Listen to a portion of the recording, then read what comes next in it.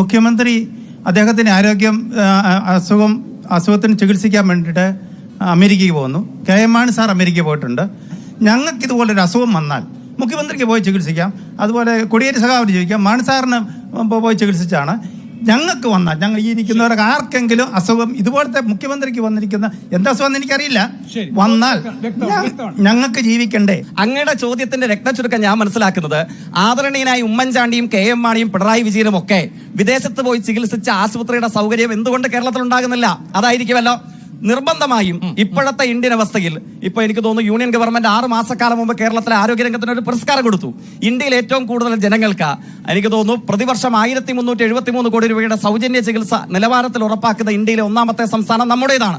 അങ്ങയുടെ ചോദ്യത്തിന് ഉപോത്ബലകമായ ഒരു കണക്ക് അങ്ങേക്ക് ഇഷ്ടപ്പെട്ടതായിരിക്കും. WHO ഇവരൊരു അല്പ ദിവസങ്ങൾക്ക് ഒരു കണക്ക് പ്രസിദ്ധീകരിച്ചു, അങ്ങയുടെ ശ്രദ്ധയിലുണ്ടാവും. ഇൻഫന്റ് മോർട്ടാലിറ്റി റേറ്റ്, മലയാളത്തിൽ ശിശുമരണ നിരക്കിന്റെ കുറവ്. അങ്ങ് ശ്രദ്ധിച്ചോ കേരളം എവിടെ നിൽക്കുന്നതെന്ന്? കേരളത്തിന്റെ ശതമാനം എത്രയാണ് അങ്ങേക്ക് അറിയുമോ? ശ്രദ്ധിച്ചിരുന്നോ? എത്രയാണ്? 5.0. US-ന്റെ എവിടെയാണ്? ഈ ഉമ്മൻചാണ്ടിയും പിണറായിയും കോടിയേരിയും ഒക്കെ ചികിത്സിക്കാൻ പോയിട്ടുള്ള ജർമ്മനി, അമേരിക്ക, ഇതിന്റെ ഇൻഫന്റ് മോർട്ടാലിറ്റി റേറ്റ് എവിടെയാണ്? 5.6. അങ്ങോട്ട് അവര് പോകുന്നത് അതല്ല, അങ്ങയുടെ ചോദ്യം പ്രസക്തമാണ്. പാലായിൽ ഒരു സ്ത്രീ ഗർഭിണിയായാൽ ആ സ്ത്രീയുടെ വയറ്റിലുള്ള ഭ്രൂണം കുഞ്ഞായി ജീവിക്കണമെങ്കിൽ, കേട്ടല്ലോ, ഫോഴ്സ്ഫുൾ അബോർഷൻ അല്ല, തെറ്റിദ്ധരിക്കില്ല, ഞാൻ ആരെയും ഉദ്ദേശിക്കുന്നില്ല.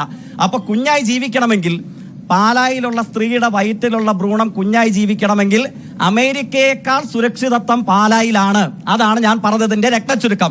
രണ്ടാമത്, ഇനി അങ്ങ് സൂചിപ്പിച്ചതുപോലെ ഉമ്മൻചാണ്ടിയും പിണറായി വിജയനും K. സുധാകരനും ഒക്കെ പോയി ചികിത്സിച്ച സൗകര്യം ചില കാര്യങ്ങൾ ഇപ്പൊ കേരളം നേടിയെടുത്തിട്ടുണ്ട്.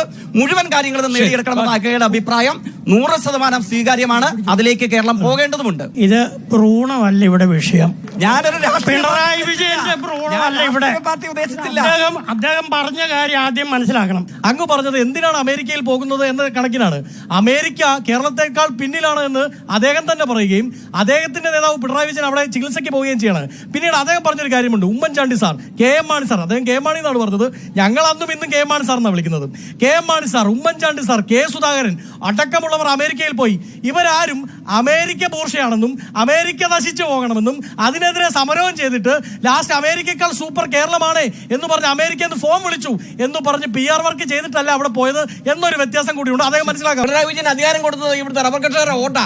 ആ റബ്ബർ കർഷകർക്ക് 250 ഉണ്ടാക്കി കൊടുക്കാന്ന് പറഞ്ഞു. ഞങ്ങളാരും അതിനെക്കുറിച്ച് പോലും മിണ്ടുന്നില്ല. കാരണം എന്തറിയോ, പറഞ്ഞിട്ട് തന്നെ കാര്യം ഇരിക്കുന്നത്. 500 രൂപ ഈ സാധനത്തിന് ഇപ്പൊ കിട്ടണം. കേരളത്തിന്റെയും പ്രത്യേകിച്ച് കോട്ടയത്തിന്റെയും റബ്ബർ വ്യവസായത്തെ അഭിമാനകരമായ ഒരു അന്തരീക്ഷത്തിലേക്ക് നയിക്കാൻ കഴിയുന്ന സിയാൽ മോഡൽ റബ്ബർ പാർക്കിന്റെ നിർമ്മാണം പൂർത്തീകരിക്കപ്പെട്ടു വരികയാണ്.